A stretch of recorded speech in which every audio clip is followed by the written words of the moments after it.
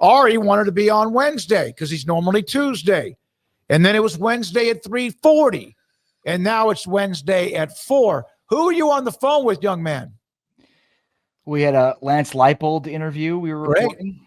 And yesterday was Rosh Hashanah. So Lashana Tova to your audience. There you go with that. I remember I always thought we couldn't get Leipold like the first year or two, but man, we've had him and we love that guy. He is fantastic to talk to. Fantastic to talk to.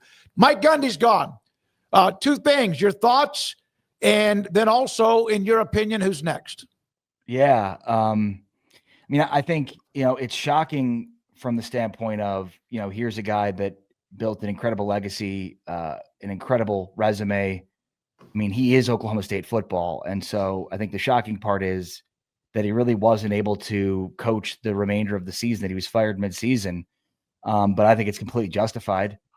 There's a couple of things here. Number one, it wasn't enough that you lost by 66 to Oregon, but you back that up by losing to Tulsa at home for the first time since 1951 and the first time overall since 1998.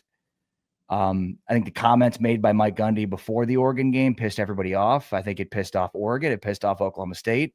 So he did himself no favors. So, if you're looking to mark progress for this program, then you're seeing a program move backwards. And so because of that, I think you don't have a choice here. There's a famous saying, whatever must happen eventually must happen now. And I tend to agree with it when it comes to Gundy. Should he have been given the full season? I think with the way things started, no. There's no way you could. It's incomprehensible. This team is so bad. They didn't lose to Tulsa on flukes. They lost to Tulsa because they were the worst team. Tulsa had more talent than them. That can't happen. And so for whatever reason, they've got to fix it. And, I'm hopeful that they will. But yeah, it's pretty incredible how this thing deteriorated so quickly for Oklahoma State, especially when you consider that they were just playing in a Big 12 championship game, a few years ago and came up a yard shy of winning a Big 12 championship against Baylor, 4 or 5 years ago. So, things can change quickly. The talent on this roster was very low. I think that's obvious. And that's a testament to how badly they looked in that Tulsa game. And yeah, so I agree with the move to fire him in season. Ari, what kind of direction do you think they need to go in next as far as a coach? And also, I think the money thing ticked off Oklahoma State people because it's not like they don't have money. He just has kind of refused to spend it like other people too. Yeah, and I think, part of the reason that he was fired in season is because he alienated a lot of the money. And, it's important, to listen to the money at this point in time. So, it was a combination of not wanting to spend the money. And then, when you had a willingness to spend the money, it might have been too late or you didn't know how to spend it. I think that was very well stated by Chad Weiberg in his comments yesterday in meeting with the media. Like, the reason they didn't fire him before the start of this year, which some people might wonder, was because they felt like they put their best foot forward. They had, poured some resources monetarily into the program and thought they would reap some of the benefits of it. And this program has clearly taken another step backwards. This team does not resemble anything close to a team that looks like they can win and compete in Big 12 games. They look for the first 3 weeks like Kansas football for a decade, which I hate to use that as the barometer, but yeah, they're not competitive and weren't competitive, Kansas, against FBS opponents, let alone FCS opponents, which they did blow out a UT Martin team that's not very good. But at this point, I don't know how you even look at them and think that they can win a Big 12 game. With all that being said, though, look, it's funny. There's 2 new coaches in the Big 12 who, like Gundy, all they do is complain about NIL. And I just, I think, like, I'm done hearing complaints from coaches about it. Like, it's here. It's not going anywhere. Whether you like it or not, doesn't matter. Whether you think it's trash or unregulated, none of that matters. You got to make chicken salad out of this chicken bleep. And so, you hear Kenny Dillingham's approach. You hear Matt Campbell's approach. Matt Campbell doesn't have a ton of resources and money. And yet, despite that, they still are recruiting at a high level. They bring in a lot of talent. Just find a strategy that works and go with it and stop complaining about the money or whatever else, because while you're complaining, the rest of the league is running circles around you. I mean, look, I think Zach Robinson's the obvious name here. You know, I'm sure Oklahoma State is aware that they can hire non-former quarterbacks of Oklahoma State in order to run their program, but he does seem like the perfect fit at the perfect time. I think you do have to have some interviews outside the circle. I think Colin Klein is another guy you probably want to look at. You know, he was a really good offensive coordinator. Look at where K-State is now in terms of their offensive coordination since Colin Klein left. I mean, look at how good Avery Johnson looked with Colin Klein. Look at how bad he looks now, and look at how bad K-State looks overall. So, and then on the other side of that, look at how good Texas A&M has looked. You know, and this is a program that, you know, if you watch the Notre Dame game, like 9 times out of 10, Texas A&M has lost those games in their history. So, Colin Klein's a guy I'd give a long look to. You know, I think you probably look at G.J. Kinney. I mean, I've got a lot of young former Texas area quarterbacks. You know, Colin Klein's not in that category, but we're looking at like former young former Big 12 quarterbacks. I think there's a type there. I think there's a element of they have an understanding of the current landscape that's really important today. I think there's a willingness to work and be creative. I think these are all things you need to be able to do in modern college football. And these are things that, you know, we're still hearing Rich Rod complain about this. We're still hearing Scott Frost complain about this. We're still hearing Mike Gundy complain about this. But aside from those three, everybody else, the Big 12 seems to be, you know, on board, moving forward, strategy wise. And I think the talent in those teams and those programs is a reflection of that. Yeah, it's interesting, man. I'm fascinated to see what they do. It does feel like a piece of the Big 12 I grew up watching, like a whole chapter's now over, right? Of just the Stoopses and the Snyders and the Mac Browns and, I mean, all these different characters, and Gundy was kind of like the last holdout, and it just feels like the old Big 12 is kind of officially, you know, out in the rearview mirror now. That's a great point. Yeah, I mean, it is the end of an era. You know, I mean, look, both things can be true. You know, they've been playing football at Oklahoma State since 1914. They have 11 10-win seasons in that history. 10 of those came with Mike Gundy at quarterback or coach. He is Oklahoma State football, without a doubt. And 170 and 90. I mean, it's incredible. It's foundational. But it reached a point where, I mean, you know, I said on my show in the week leading up to the Tulsa game, like, I think Mike Gundy will get the rest of the season, but if he loses to Tulsa, all bets are off. And, you know, it's one thing, like Mac Brown owned the room and people loved him. And so he was fired when he was fired because he still had a lot of people in his corner. Tom Herman is 180 degrees away from that. I think Gundy too, where it's like he started alienating people in the room, and suddenly when things start to go south, you've got nobody in your corner. Yeah. And I think that was where Gundy ended up. But again, both of these things can be true. You know, the other thing I'll say to that point is, and I think it's very well said in terms of like the Big 12 we grew up and have been around for a long time. The Big 12 right now is at a point where, like, we've got coaches that are either outgoing or that are currently here that are their programs. I mean, Matt Campbell, just historically, look at Iowa State and what they've done under Matt Campbell. So he's in the midst of, you know, an incredible run right now that is redefining the expectations for Iowa State football. I mean, Iowa State is now the premier program in the state of Iowa in terms of college football. Iowa is a doormat and a joke. Iowa State is the premier program. How did that happen? Lance Leipold, you could argue, you know, with Mark Mangino's tenure notwithstanding, that what he's built at Kansas, you know, is the best that in terms of long sustained build that we've ever seen with Kansas. You know, this is a program set up for the future. And you know, who knows if Wisconsin comes calling this off season, if he pushes them out again, you know, and I think if there's one program he'd leave Kansas for, it might be Wisconsin, but I'm not sure he would. So I think you're absolutely right about Gundy, but we're also sort of in the midst of the heyday of some of these incredible coaches that have built up programs in a way that they have never had success before like this.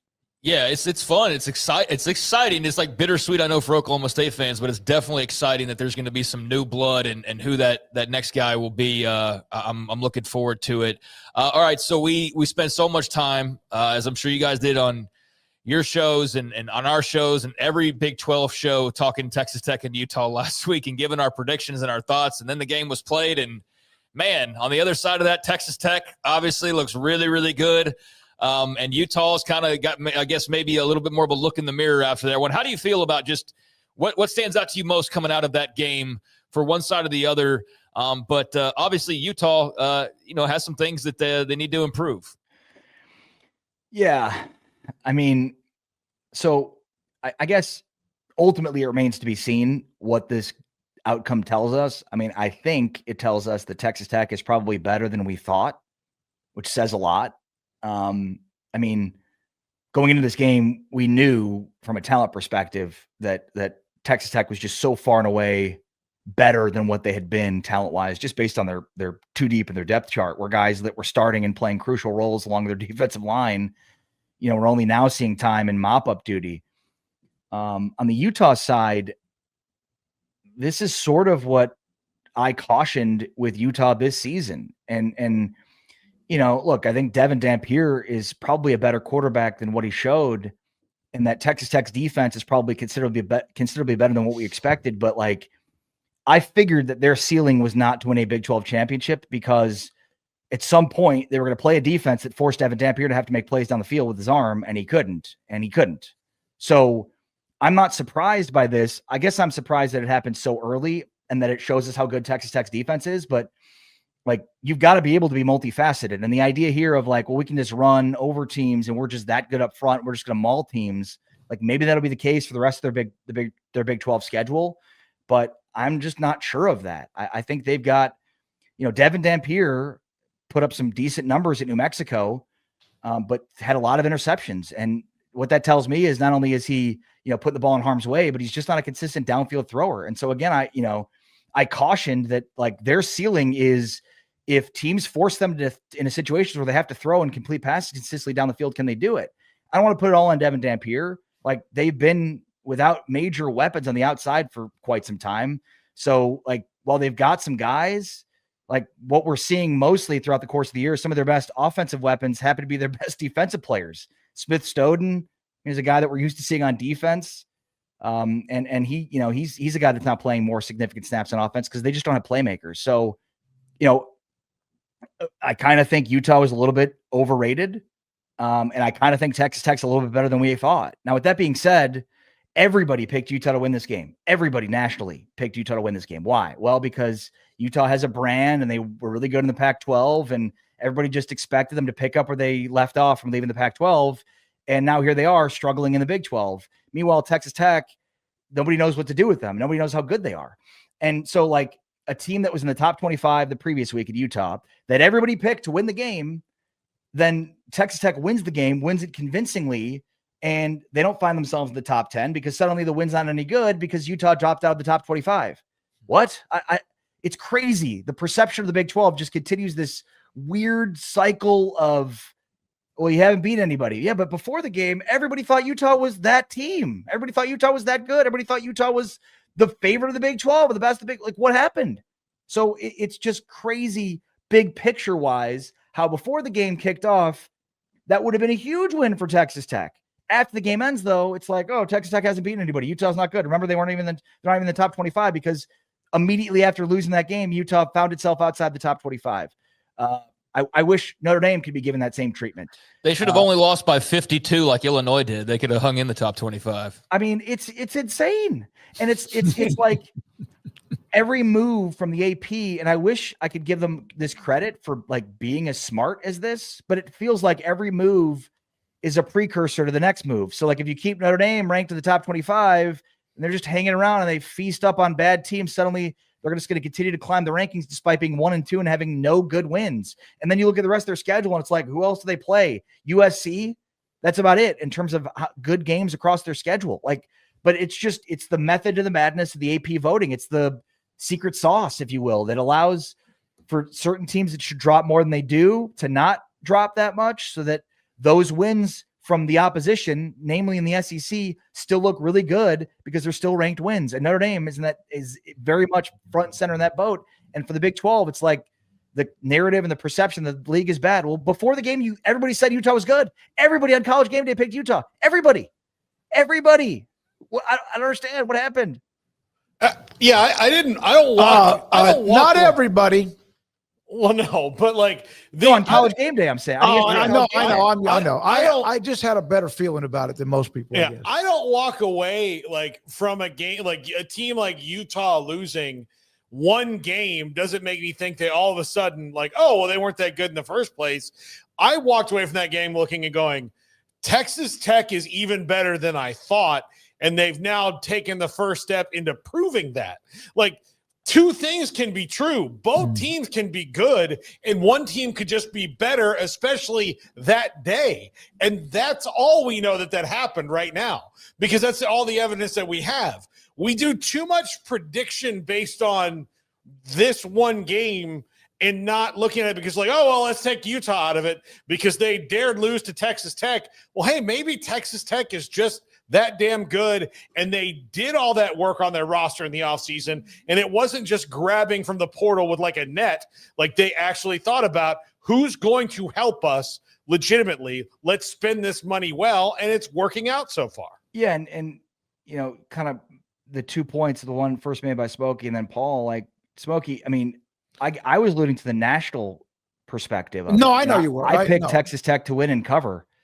But it's the people that don't watch the Big 12 here that have the greatest influence on the conference. That's the part that's troubling. And that's where when I'm saying like everybody picked Utah, I'm talking about everybody that, you know, that matters from a national landscape in college football that is not watching the Big 12. And, you know, again, it's just like, well, I've seen, you know, Texas Tech is their great offense and no defense. And Utah, man, they were so good in the Pac-12. And it's like, you know, watch the games now. Because if you'd watched Texas Tech the first 3 weeks, you might have said, well, they haven't played anybody, but they're still doing things in those games that you just don't expect to see. And from Utah, you know, they struggled to have consistent downfield passing. So these are things we shouldn't have been surprised by, but we being the more like network national side of things, because we're not watching the games. They're not watching the games. And Paul, your point, like 100% agree. Like both things can and probably are true. Utah's probably not as good as we thought after the first 3 weeks, and Texas Tech's probably not nearly as good as we thought. They're much better. But that's why I'm saying, like, Utah is so bad now that they dropped out of the top 25 entirely. So now Texas Tech's win doesn't look as good because it's not against a ranked opponent. But before the game, it was against a ranked opponent. It was a top 20 matchup. In fact, Bill Connolly's SP Plus had it as a top 15 matchup. Both teams ranked in the top, I think it was top 13. So, you know, Bill Connolly's watching the games. He's evaluating these teams because he knows what he's looking at. I think a lot of these other people that cover this sport nationally aren't watching the games, have no idea. And they're the ones that are shaping the narratives, voting on the Associated Press top 25 poll, and having their opinion heard when it comes to the college football playoff. You know, one of the things, and I've always thought this, and it's kind of come out recently because you have people who will come out and say, here's like the woman who had Florida still in her top 25 a couple weeks ago, but she, like, having beat writers vote on this is maybe not the best thing, because beat writers, you spend your whole day at one place. And so you can't really watch, like, you can follow along. It's easy to follow along, but you are engaged in all the things that you're working on for that one game. So if I'm an AP voter and I'm assigned to Cincinnati and Kansas this week, then I'm in Lawrence. I'm watching that game. I'm doing all this. I'm going to see bits and pieces of other things, but I'm not going to be able to sit down and watch full games. Like Ari, I didn't go to the Baylor game this last week. I watched UTV. I watched 18 football games. Like, I watched as much as I have. I still don't even know if I should have I would have an AP vote, because it's a harder thing than just being able to go like, okay, let me look and see what I think I know about these teams. Yeah. And I would replace the word maybe with definitely. Beat writers are not the people that should be voting on this. I mean, this is not 1999. I mean, this is 2025. Like, let's just do this for the sake of doing it. I'm not trying to bury beat reporters, but like, anybody picked up a newspaper recently? I mean, it's extremely thin and only getting thinner, and is more aggregated content than you can find on most websites. I would say having a decent lay of the land, and this isn't just blowing smoke, that there's no better person that's better sourced on Baylor sports than David Smoke. Is Smokey a beat writer for the local paper? Chad Brendel in Cincinnati. He's not a writer for the Cincinnati Enquirer. He owns Bearcat Journal. I think he's as well sourced as anybody. Mm-hmm. To me, that's indicative of, like, what kind of people do you want voting on this? Because I mean, Smokey is, because I think traditionally, like, yeah, those newspaper beat reporters are the most plugged into what was happening within those teams. And then they'd have a better lay of the land. I would argue now, 247 operators, rivals operators, well outpace the beat reporters. Why? Because they're the ones that are running the businesses that are making more money than they would if they were beat reporters for a newspaper. That's it. Yeah. Look, hey, you don't have to. I would love to have an AP vote or have a vote. I mean, and again, I think it just needs to be deeper. I felt this about one of the things I like about the way that Smokey approaches his Heisman vote is that he doesn't just go like, give me quarterbacks. Like, that's important. I think there's a lot of people who are like, just give me the best quarterback on the best team. It doesn't matter. Or the quarterback on the best team. It doesn't matter if he's not even the best player on his own team. Those are the things that I think need to be just changed and looked at when we're talking about all of these things. Yeah. And look, I mean, the reason I brought up like the idea of who's the most well-sourced, person on the beat, has the most connections, because those are the people that are willing to have these conversations, not just with the people that help them break news on Baylor or Cincinnati in the two examples that I gave, but like on all of these things. Right. So like, if you're well-sourced, you've got good connections to a university, then chances are you've also well-sourced and got good connections to other universities that give you good insights into a lot of other teams. And that, I think, is, again, like historically, that's been the beat reporters for newspapers. I don't think it is anymore. And so the AP is as outdated as the newspaper industry is. And I'm not trying to like bury the newspaper industry because there's still a lot of great newspaper writers. I mean, Barry Trammell is a legend. He's still writing for the Tulsa World now after leaving the Oklahoman. Like, this is not killing newspaper writers. It's just simply saying like most of the people voting on this have shown that they're not well-sourced, that they don't know who to talk to. There's a guy in Baton Rouge, Koki something or other, that like, just look at his ballot every week. It's a joke. It's an absolute joke. This dude, Notre Dame, where he has them, it's a joke. So, I mean, the sourcing thing makes sense to me because it just means you're willing to have conversations with people that help you expand your ideas just outside of what you're thinking about. You're talking to the right people and you've got connections to other of the right people. I think we used to live in a world where that was, newspaper writers. That's not the case anymore. And so, yeah, I mean, the problem with this whole conversation is the fact that the AP Top 25 matters this much. It shouldn't. It should just be an aesthetic, like something we talk about and it's good fodder, but doesn't really matter. The issue is there's a historical perspective here and context that shows that it matters too much in terms of the college football playoff rankings. And I've spoken to, the chair of the college football playoff, and he's saying that that's not, that the AP poll isn't part of it, but it is. I have eyes and a brain to process what I'm seeing with my eyes. You can't lie to me. And I'm not saying that the executive director of the college football playoff is lying to me. I'm saying I'm sure the criteria says they don't, but they do. So the issue here is, one, if the AP matters so much, which it does, then two, we need to figure out a way to make the AP make more sense because currently it doesn't.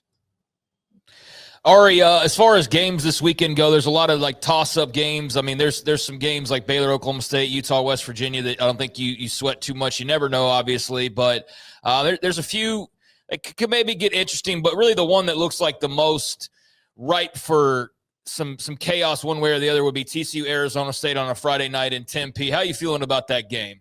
Yeah, and it's a great point, Craig. I mean, I think this weekend is really interesting because it's like the under the radar weekend in the Big 12. Because I think aside from that game, which is definitely not under the radar, but maybe more, it is to a degree for the people that watch the games like us, it's not going to be under the radar. It's the one that stares at you. I think just real quickly, Cincinnati, Kansas is a very interesting game. We still don't know a ton about Cincinnati, but they've looked good and potentially a surprise team of the Big 12 to start.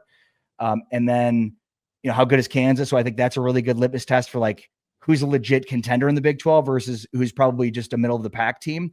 And then Arizona and Iowa State. And this is like, if you're one of those that says the Big 12 needs to have more consistency at the top, you need to be rooting for Iowa State because Arizona has the makings of being a team that's a major surprise team in the Big 12 this year. So Arizona wins and suddenly it's back to being a league of parity. Iowa State wins and it's like, maybe something's completely different here because Arizona has looked really good so far this year. They've got a really good running game. They've got a solid defense. So, if Arizona wins, and again, it's just one game, it will be the second Big 12 game for Iowa State, but the first for Arizona. I know they played K-State, but that was not a Big 12 game. So like will it really mean a ton in terms of like who can win the conference? No. But in terms of that national perspective, like if Arizona goes and beats Iowa State names, it'll be like, here we go again, the Big 12 League of Parity versus Iowa State winning that game. It'll be like, oh, that's interesting. And then in terms of the game you asked about, it's very intriguing to me. Don't get why Arizona State is not ranked. You know, obviously losing to Mississippi State is one thing. I think Mississippi State looks considerably better than they looked last year. But I mean, TCU, their running game is really good. Their defense looks dramatically improved, and their downfield pass attack. I mean, that game last week was something. They found themselves down late and found Eric McAllister down on third downs twice for 2 consecutive long touchdowns that, you know, put the game in TCU's favor. McAllister is a stud, like Hoover's a stud. So that was their calling card last year, like great passing offense. And they just didn't have anything else. They had no running game and no defense. And it looks like they're more of a complete team. I love TCU going into the season. I just thought they've got one of the toughest schedules of the Big 12, and that's the reason I didn't pick them. But yeah, they look to be as complete of a team as there is the Big 12. TCU does. And this would be a good test because it's a kind of a clash of styles. Like obviously Jordan Tyson gives them a big play weapon, but ultimately they want long sustained drives. They want to run the football, and they've been pretty 50-50 in terms of their pass run splits. I think if TCU hits some big plays and starts to build a big lead, suddenly you take them out of their comfort zone. Ari, great to see you again. Thank you for being a part of the show. Look forward to the Lance Leipold interview. Enjoy the rest of the week, the weekend too. We'll talk to you Tuesday. You're the best, Smokey. Take care, brother. Thank you, you too. And thanks for Bye, the guys. nice comments. We appreciate it. Ari Temkin, Big 12 Radio.